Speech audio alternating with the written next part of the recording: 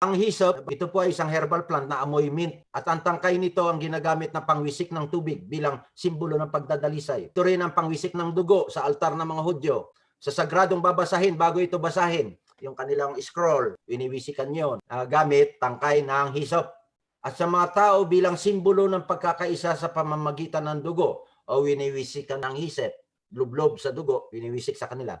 Sa pasyon naman ni Jesus, ang hyssop ay kasama sa vino, sa alak na ipinainom sa kanya habang siya ay nakapako sa krus. Kasamang hyssop rin yun. Kaya ang hyssop at alak ay naging simbolo ng sakripisyo ng bagong tupa. Laging magkasama yung hyssop sa alak.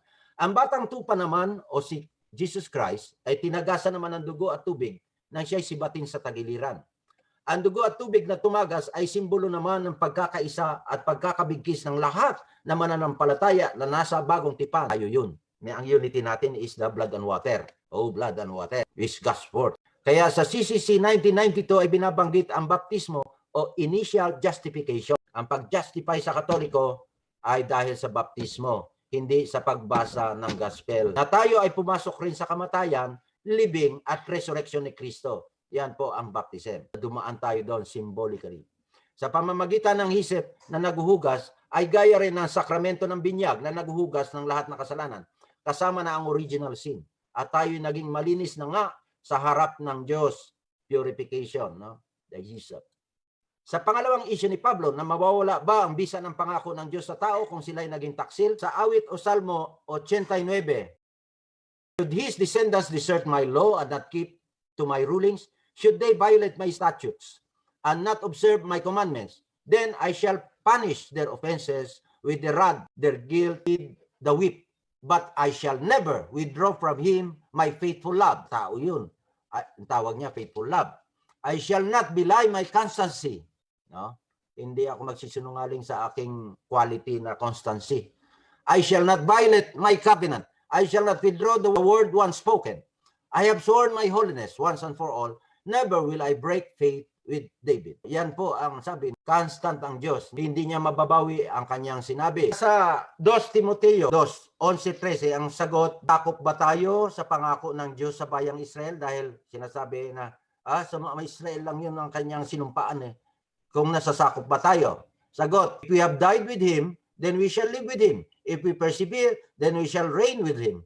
If we disown Him, then He will disown us. If we are faithless, He is faithful still, for He cannot disown His own self. Yes, God is always faithful, but faithfulness in love does not mean the dismissal of righteous judgment for sins. Bibigyan ka pa rin ng sentensya kapag magkasala ka. Pero faithful ba ang God sa atin? I-disown ba tayo? Hindi ba tayo kasama sa chosen people?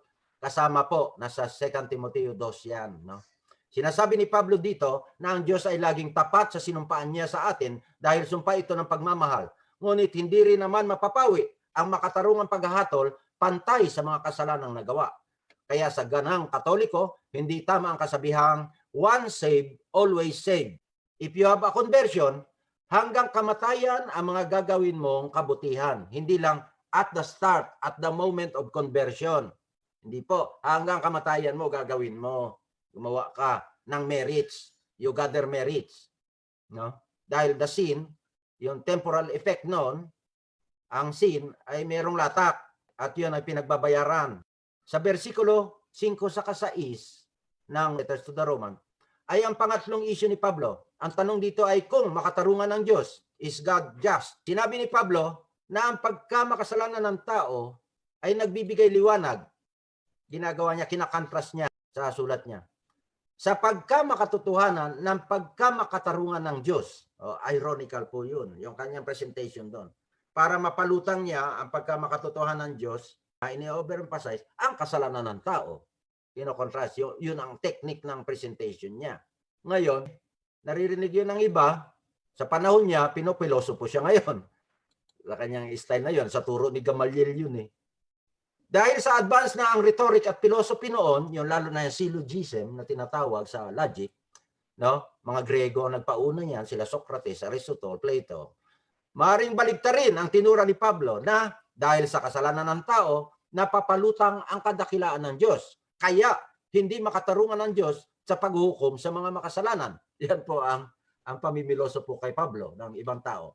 Itong argumentong ito ay sinasabi ni Pablo na mapanganib na posisyon sa larangan ng moralidad. Kahit na bali-balik na rin ay talagang immoral ang paggawa ng masama, kahit na ang pinakadulong intensyon ay para sa kabutihan. Ito ang kanyang isinagot sa mga pilosopong kalaban niya dahil inaakusa siyang nagsasabi na dapat ay gumawa ng masama upang palutangin at makita ang kabutihan, katarungan at pagkamakatotohanan ng Diyos. Oo nga. Lumulutang palang kabutihan ng Diyos kapag may kasalanan eh. Di gumawa tayo ng kasalanan para mas lalong lumutang ng Diyos. Pamiloso po yun, sabi ni Pablo. Nagbabala si Pablo na wag pansinin at nagsasayang lang ng oras sa mga taong ito. Yan ang warning niya. Paul condemns pragmatisms. Our church continues to condemn such argument.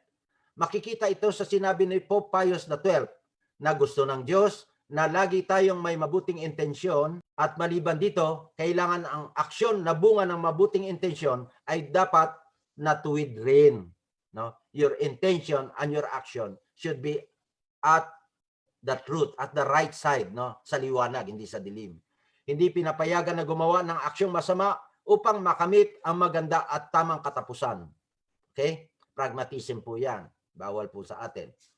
Sa versikulo 9 hanggang 20, basahin po natin. The universal sinfulness of man. Nasabi na natin to. Well, are we any better off? Not at all. We have already indicted Jews and Greeks as being all alike under the dominion of sin. Universality of sin po to. As Scripture says, not one of them is upright. Not a single one. Not a single one is wise. Not a single one seeks God. All have turned away. All alike turn sour. Not one of them does right. Not a single one. Their throats are wide open graves. Their tongues seductive. Mga sinungaling. No? Viper's venom behind their lips. Their speech is full of cursing and bitterness. Their feet quick to shed innocent blood. Wherever they go, there is havoc and ruin. They do not know the way of peace. There is no fear of God before their eyes. Walang takot sa Diyos. Now we are well aware that whatever the law says is said for those who are subject to the law, so that every mouth may be silenced, and the whole world brought under the judgment of God. So then, no human being can be found upright or justified at the tribunal of God by keeping the law.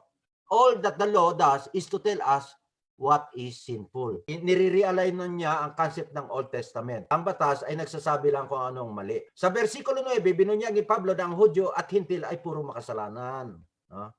Dito unang nasambit ang salitang kasalanan dito sa passage na ito.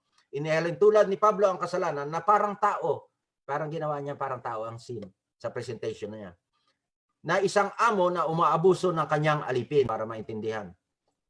Parang master sa pag-abuse ng slave. Maring isang iskandalo ito para sa mga bagong Hudyo na naging Kristiyano. Masakit sa kanila ito pag sabihan sila ni Pablo na sila pala'y binibilang at inianay sa mga Hintil na makasalanan. Lumalabas na may pagkakaisa nga ang mga Hudyo at Hintil. May pagkakaisa. Ngunit sa kasalanan lamang sila nagkaisa. Sa mga versikulo 10 hanggang 18, may 7 verso dyan sa loob ng 10 hanggang 18. 5 galing sa awit na kinuha sa awit at tag-isa galing sa Isaya at Kawikaan. So 7. Lahat ay mula sa, yung nasabi ko kanina, sa Septuagint. No? Septuagint na original. Ito po, nakagraph po. Yung mga pinagsasabi niya ay hindi po kusang sa kanya na nagagalit siya sa lahat na tao, mga makasalanan. Pinagko-quote niya rin sa Old Testament. Ang bawat pinagsasabi niya. Nandyan po, matitrace natin. No? Anong sinabi? Asan galing? Ito, Psalm 14, Psalm 5, Psalm 140, Psalm 10, verse 7, Proverbs 1, 16, Isaiah 59, 7, 8. At ito yung halos pinang-summary niya itong Psalm 36, verse 1. There is no fear of God before their eyes. Walang takot sa Diyos. Yan ang summary niya sa lahat na universal na kasalanan ng tao.